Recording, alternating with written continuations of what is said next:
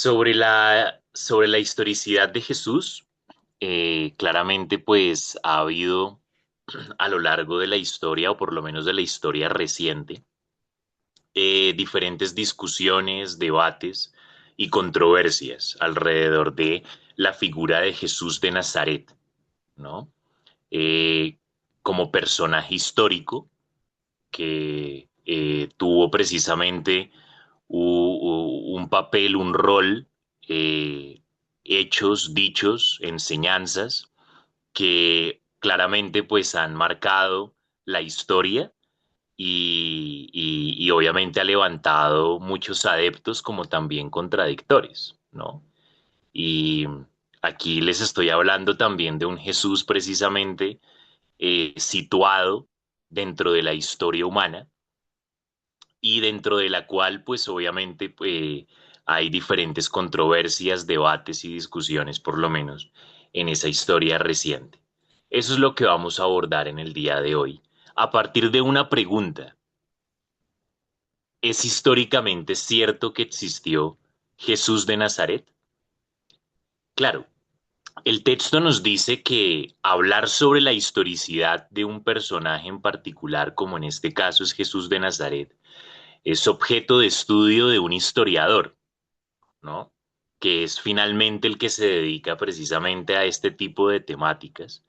Pero el teólogo o al teólogo también le interesa estudiar esto desde un punto de vista histórico, dado que Jesucristo a fin de cuentas es el objeto material de su estudio. Entonces, parecería una cuestión absurda y hasta humillante quizás el hecho de que se cuestione esto, dado que es el objeto de estudio del teólogo, pero claramente al teólogo le interesa también abordar la respuesta a esta pregunta. Y podría ser un poco eh, quizás el hecho de que sea un poco humillante, ¿no? Para el teólogo, el que se cuestione su objeto de estudio, porque sería tanto como de alguna manera cuestionar al físico las cuatro leyes universales o cuestionarle a un médico acerca de la existencia de una determinada patología. Entonces, ¿cómo se sentiría usted siendo un profesional o un experto en su materia si viene alguien a cuestionarle justamente la disciplina en la que usted se ha formado? Hablando como psicólogo, yo recuerdo que cuando era estudiante, una vez un señor me dijo y me preguntó si eso acaso servía para algo, pero lo dijo de una manera muy, muy confrontante en ese momento. Y obviamente pues me cuestionó para ese momento que era estudiante de primeros semestres si realmente pues la psicología servía para algo, ¿no? Entonces, creo que también es normal el hecho de que se demande argumentos de acuerdo a lo que nosotros creemos, a lo que nosotros pensamos y también frente a la disciplina que nosotros estamos estudiando. Eso es completamente normal. La cultura también nos va a demandar preguntas, interrogantes a las cuales nosotros debemos también poder responder de una manera concienzuda y argumentada. Y por eso ustedes están estudiando teología. Por eso estamos aprendiendo, para que ante las diferentes interrogantes y preguntas, que no solamente pueden provenir de la cultura o de las personas que están a nuestro alrededor, o de la iglesia también que nos rodea, sino inclusive de nosotros mismos, podamos dar una respuesta sólida, coherente y estructurada y claramente pues bien argumentada. Así que la pregunta con la que iniciamos esta reflexión ¿es históricamente cierto que existió Jesús de Nazaret? Y bueno, pues frente a eso es lo que vamos a reflexionar en esta noche. Segunda de Pedro 1:16 dice, porque no os hemos dado a conocer el poder y la venida de nuestro Señor Jesucristo siguiendo fábulas artificiosas, sino como habiendo visto con nuestros propios ojos su majestad. ¿No? Ya el texto sagrado nos empieza a hablar, nos da una luz muy importante al respecto y es que el evangelio que predicamos y en el que creemos no se basa en fábulas artificiosas, no se basa en puras invenciones, sino que los mismos apóstoles hablan de aquello de lo que fueron testigos oculares. Sin embargo, a lo largo de la historia esto no se puso en duda. Fue hasta el siglo XVIII, por lo menos, que se empezaron a suscitar dudas mucho más elaboradas frente a la historicidad de Jesús. Y elaboradas es mucho decir porque desde sus inicios eran teorías puramente especulativas, que ya se fueron obviamente desarrollando un poco en el transcurso de la historia reciente. Una de las de los primeros atisbos de estas dudas que surgieron alrededor de la historicidad de Jesús lo podemos encontrar con el enciclopedismo francés y dos autores que son Constantin François Volney y Charles François Dubois, ¿no? Estos autores consideraban a Jesucristo como una fabulación popular y literaria cercano a los mitos de las religiones antiguas, egipcias y grecorromanas. Ahora bien, no se puede meter a todo el enciclopedismo francés en estos dos autores, ¿no? El enciclopedismo francés es una literatura rigurosa, sólida, pero pues salían también algunos autores también elaborando ciertas teorías especulativas, como es el caso de ellos, en las cuales relacionaban a Jesús con una fabulación puramente popular y literaria. Según Volney, Jesús era un signo más del zodiaco, y Dupuis decía que era un mero símbolo solar, tal como los egipcios, por ejemplo, idearon al dios Horus. ¿Mm?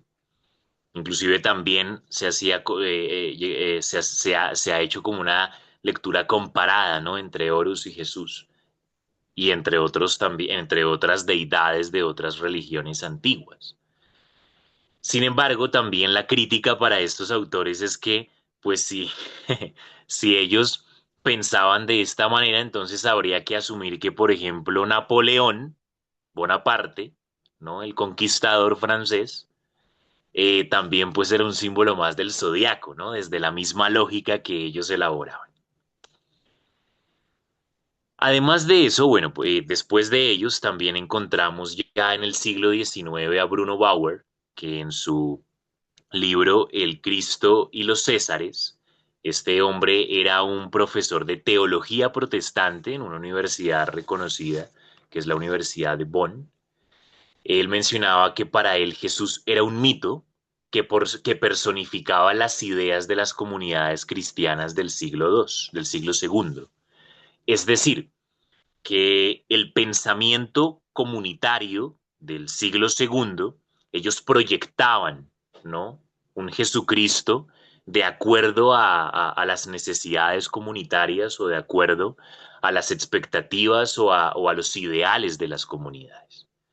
Claramente esta tesis fue desvirtuada de inmediato, pues en los 27 libros del Nuevo Testamento, pues claramente encontramos diferentes citas que dan lugar a referir lo contrario, y no solamente en el Nuevo Testamento, sino también los escritos de los padres apostólicos, las apologías de algunos intelectuales, así como los diferentes testimonios que vamos a abordar más adelante, como son los testimonios judíos y también los testimonios paganos y cristianos que afirman su historicidad. En 1909 tenemos también a Arthur Drews, quien escribe el libro El mito de Jesús. Pero como los anteriores, también es ridiculizado, ¿no? También ve a Jesús desde una imagen mítica, y frente a eso también otros autores, como es el caso del alemán Johannes Weiss, afirma que, que es una vergüenza para la ciencia alemana, pues obviamente habituada, digamos, a la rigurosidad de los métodos, pues considera así el libro del mito de Jesús de Arthur Drews como una vergüenza, porque no se ciñe justamente a la rigurosidad científica.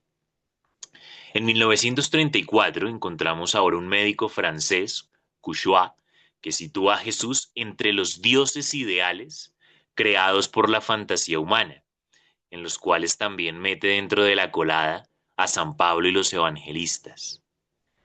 En 1955, también otro francés, Prosper Alfaric, escribe una obra que es Orígenes sociales del cristianismo, y allí también refería que el cristianismo se debía a un movimiento social de confrontación entre libres y esclavos. Ya este no le da como tal una visión solamente mítica, sino que le da una visión más social, ¿no? Una visión puramente social de Jesús, ¿no? O por lo menos del cristianismo como movimiento que surge de esa confrontación, de esa disyuntiva, de ese binario entre los libres y los esclavos.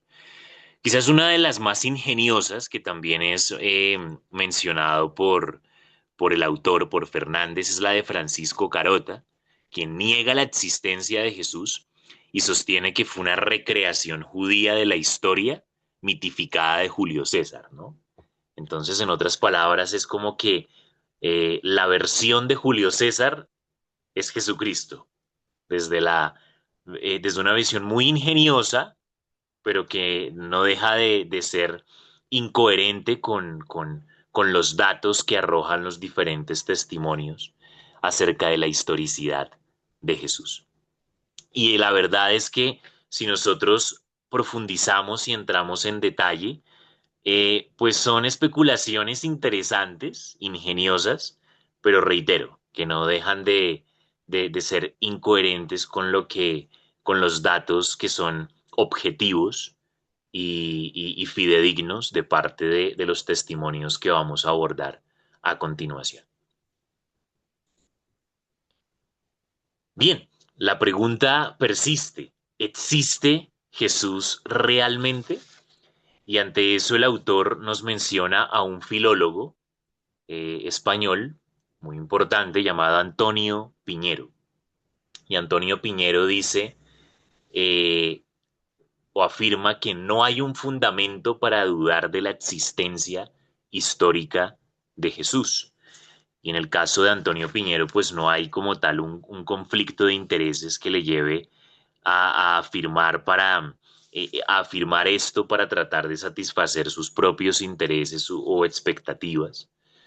Pero de acuerdo ya a un estudio riguroso desde su disciplina, pues afirma que no hay un fundamento sólido para dudar de la existencia histórica de Jesús. Frente a eso también encontramos la referencia de otro teólogo y un autor también muy importante que seguramente vamos a abordar en otros módulos, y es Rudolf Bullmann, quien menciona que la duda sobre la existencia de Jesús carece de fundamento y no merece ni una sola palabra de réplica. Entonces son autores que desde diferentes disciplinas, desde el estudio riguroso que hacen desde sus saberes, desde su experticia, pues dan cuenta de que la historicidad de Jesús no puede cuestionarse, o que por lo menos los argumentos que buscan cuestionar su historicidad no son lo suficientemente sólidos y hasta carecen de fundamento. Por lo tanto, se puede decir que en la actualidad existe un consenso unánime sobre su existencia. Y allí ustedes creo que deben escribir o resaltar eso en el texto. Hay un consenso unánime sobre su existencia. Desde las miradas teístas, cristianas, como desde las miradas agnósticas y escépticas. Ellos, también desde el escepticismo o el agnosticismo, también se afirma precisamente el hecho también se afirma precisamente el hecho de que Jesús existió en un punto, en un punto en el espacio-tiempo, dentro del marco de la historia humana.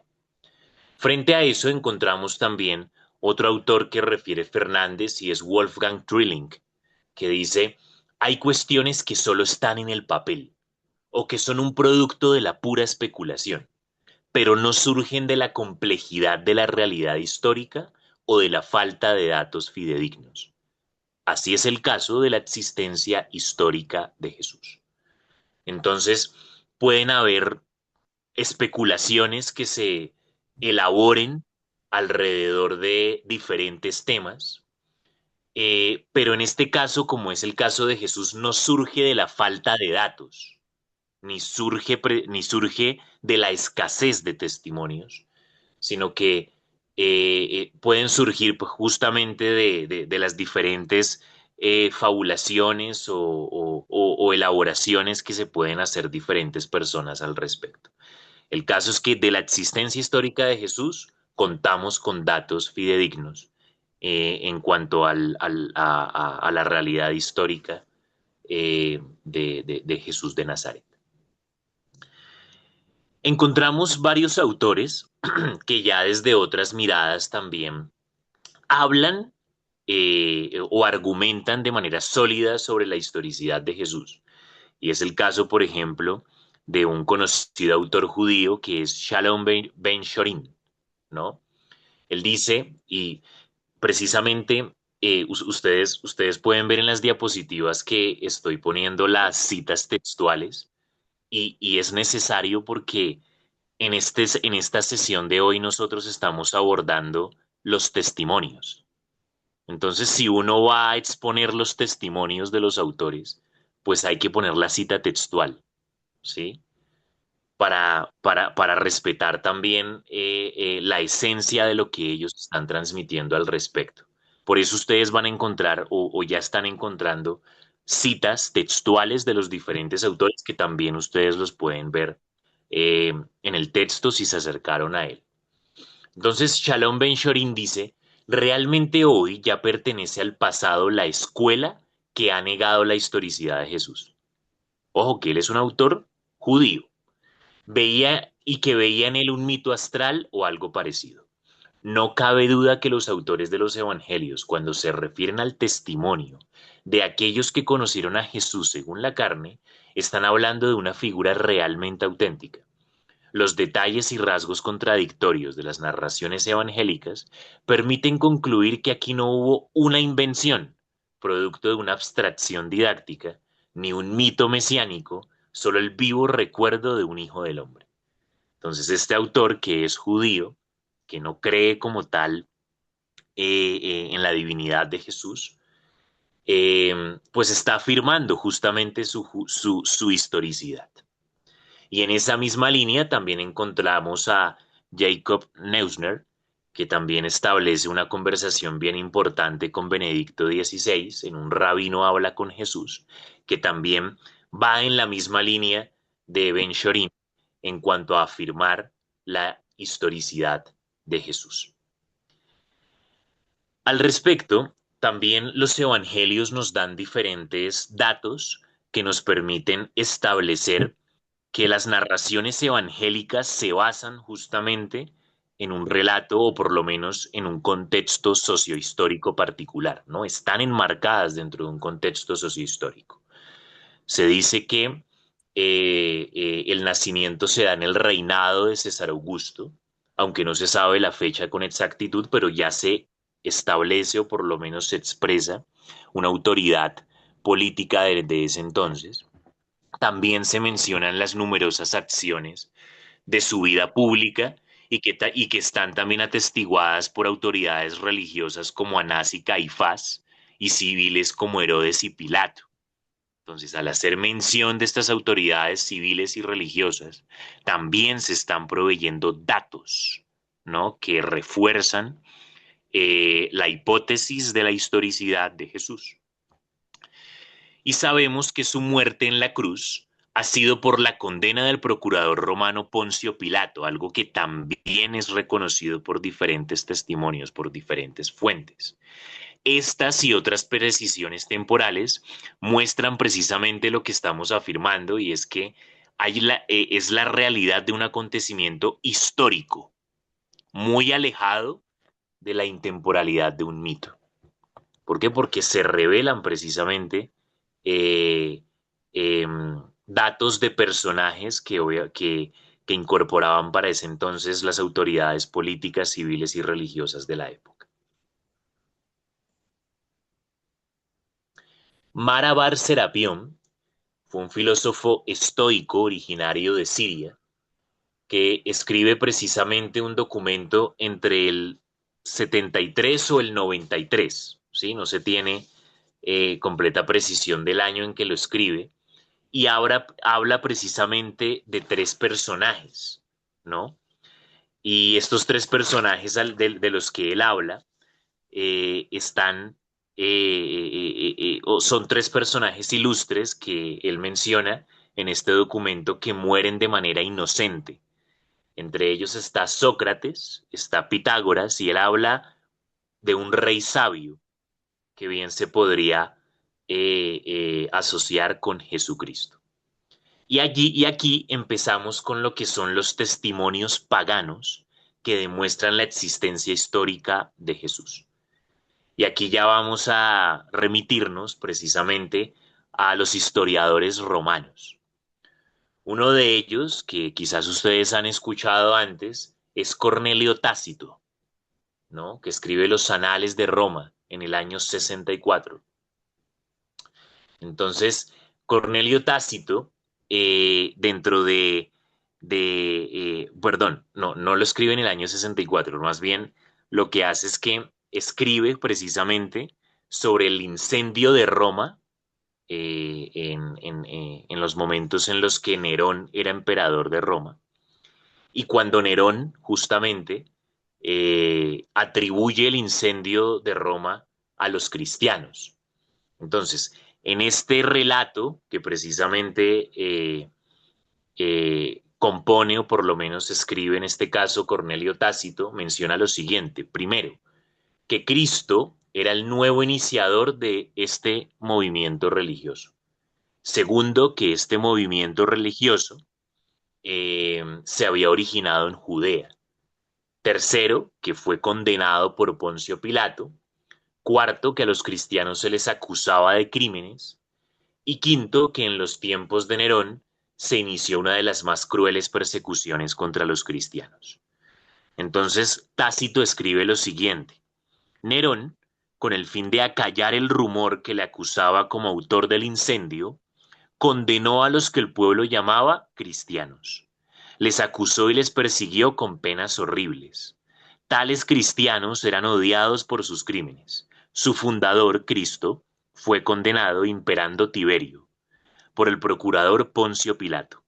Esta superstición destructora, así denomina Tácito al cristianismo naciente, apenas se la reprimía, brotaba nuevamente.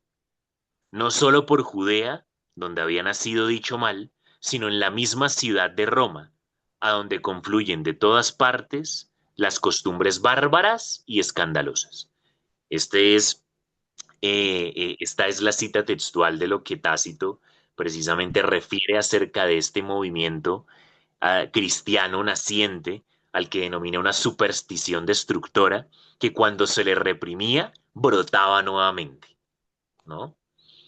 Entonces ya ahí estamos viendo desde una mirada del historiador romano, un testimonio acerca de la existencia de un movimiento cristiano naciente por ese entonces, pero cuyo fundador era Cristo, quien fue condenado siendo procurador Poncio Pilato imperando Tiberio César.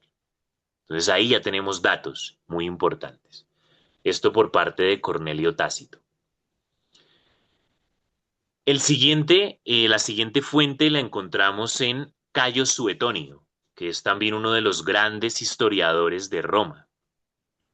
Y en las dos obras que de este autor se conservan también se da noticia del fenómeno cristiano. Una de las obras que él trabaja y escribe es la vida de los 12 Césares, ¿no? En la que relata precisamente la historia desde Julio César hasta Domiciano. Y también escribe una obra que es la vida del emperador Claudio. En ambos, también Cayo Suetonio narra precisamente la expulsión de Roma de los judíos o cristianos, pues desde su mirada pues eran autores de continuas revueltas, ¿no? Y también como ínfulas emancipatorias dentro del imperio.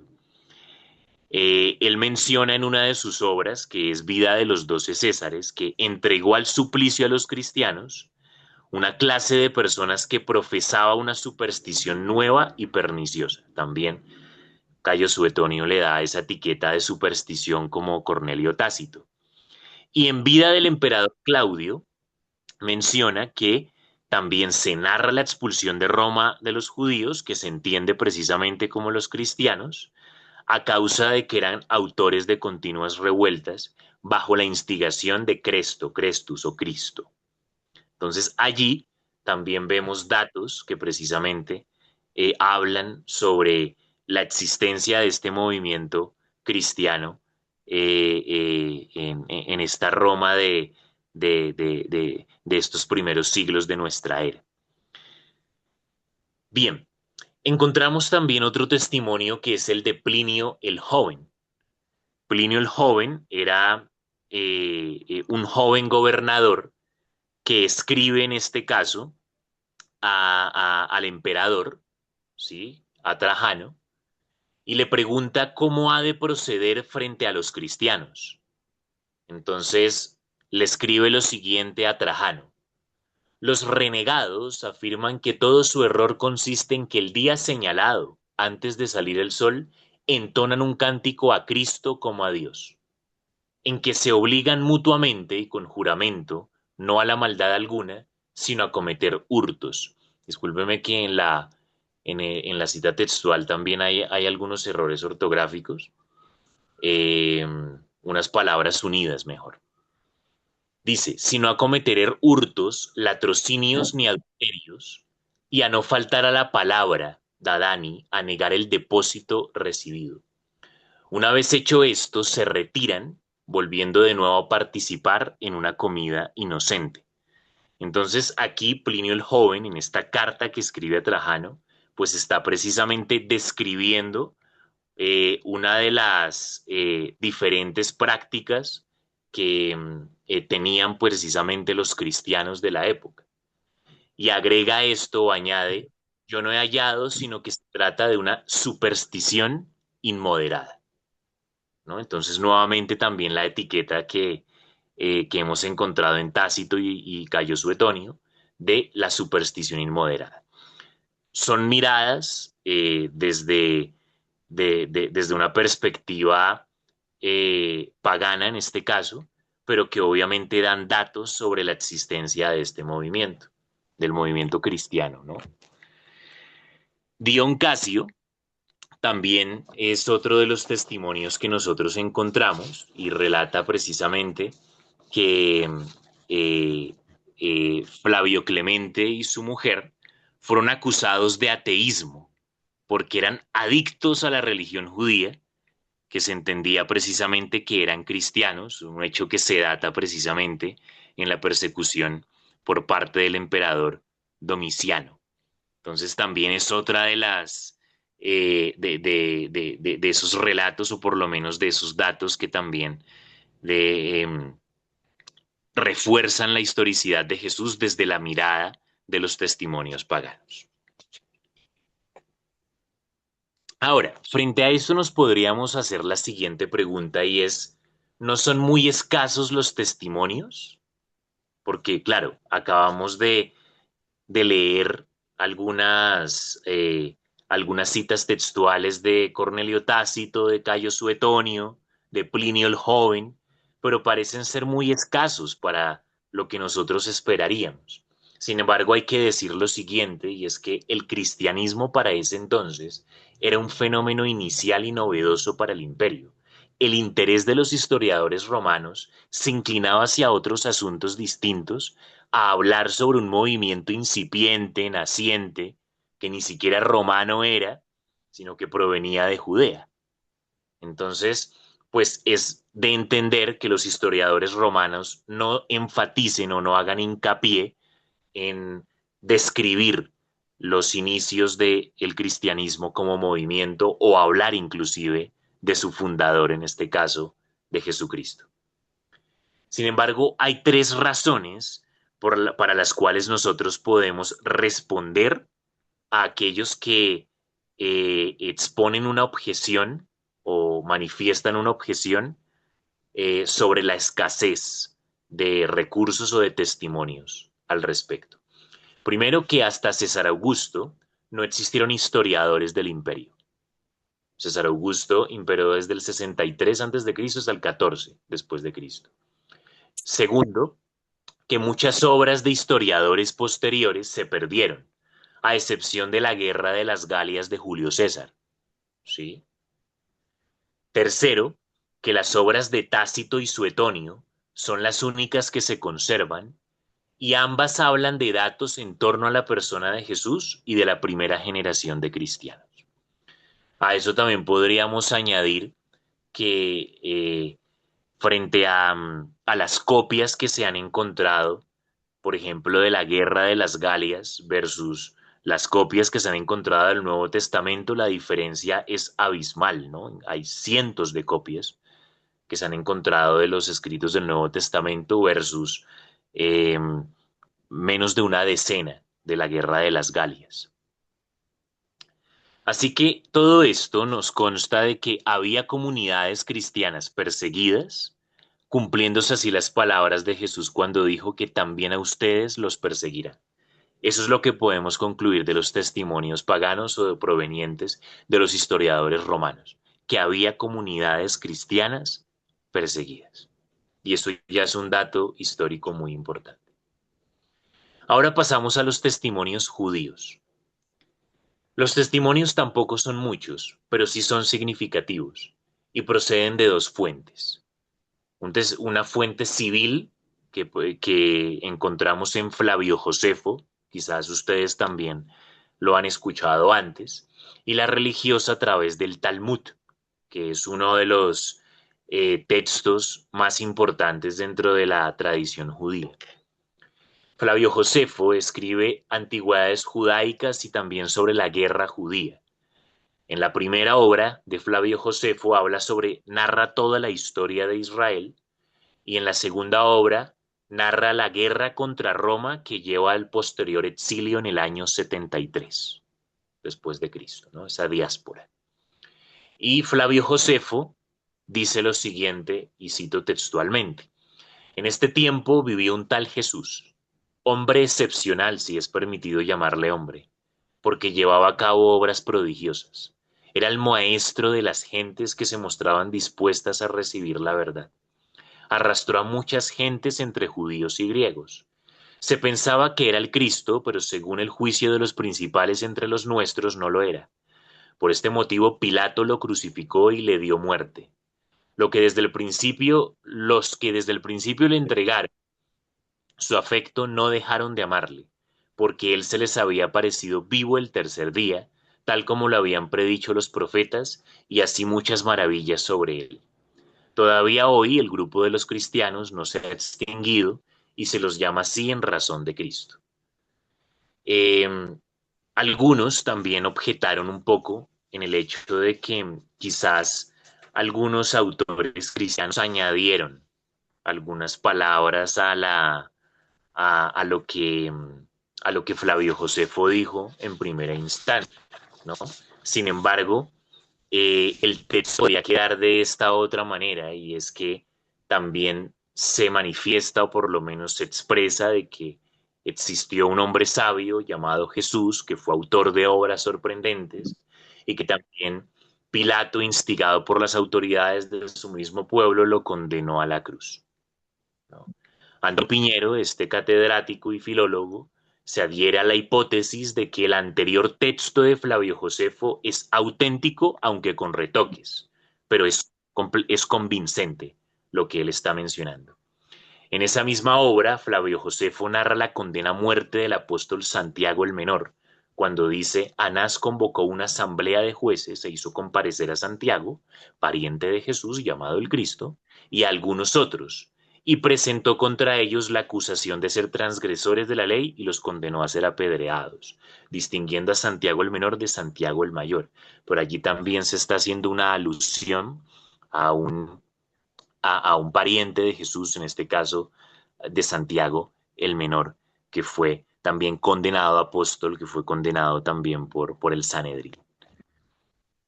Antonio Piñero, el filólogo, dice sobre esto que eh, conocida bien la existencia de los cristianos en Roma donde vivía, muchos lectores romanos podían hacer precisamente esa precisión, ¿no?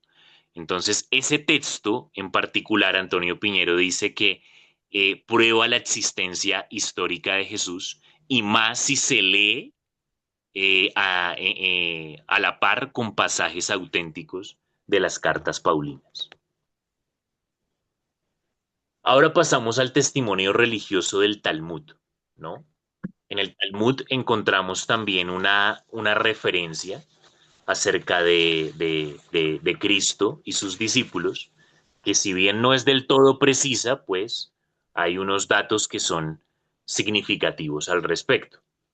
En la víspera de la fiesta de la Pascua se colgó a Jesús, dice el Talmud. 40 días había pregonado el heraldo, será apedreado porque ha practicado la hechicería y ha seducido a Israel, haciéndola apostatar. El que tenga que decir algo en su defensa, venga y dígalo. Pero como no se alegó nada en su defensa, se le colgó en la víspera de la festividad de la Pascua. Ulla replicó, ¿crees tú que hacía falta buscarle defensa? Es un seductor. Y el misericordiosísimo dice, no le perdonarás ni esconderás su culpa. Pero en el caso de Jesús las cosas ocurrieron de otro modo, porque tenía relaciones con el gobierno. Nuestros rabinos enseñaron, Jesús tenía 5 discípulos, Matai, Nakai, Neser, Buni y Todah, ¿no? Esta es una referencia del Talmud que no es del todo precisa, por ejemplo, pensando en los discípulos, en el número de discípulos, pero tiene unos datos que obviamente tienen mucha coherencia con otros testimonios, como son los de las narraciones evangélicas. Así que los autores concuerdan en que las autoridades judías reconocían la existencia histórica de Jesús. Su taumaturgia, que era un taumaturgo que hacía obras y señales prodigiosas, que lo condenaron por hechicería, que tuvo discípulos y que fue condenado y muerto en la cruz. Entonces, son datos que corroboran precisamente las autoridades judías a partir de estas fuentes que acabamos de estudiar. Y finalmente encontramos los testimonios cristianos, desde un plano apologético para quienes dudan de la existencia de la existencia de Jesús, de su historicidad, podría no parecer válido. Sin embargo, la literatura cristiana es altamente objetiva al respecto y nos da también datos que gozan de garantía histórica y que también nos proveen argumentos decisivos para poder realizar defensa de la historicidad de Jesús.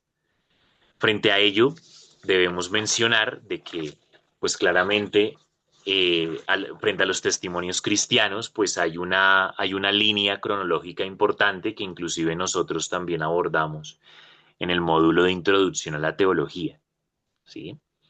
Entre los años 50 y 100 se escriben los 27 libros que constituyen el Nuevo Testamento. De los años 90 a 150, los escritos de los padres apostólicos.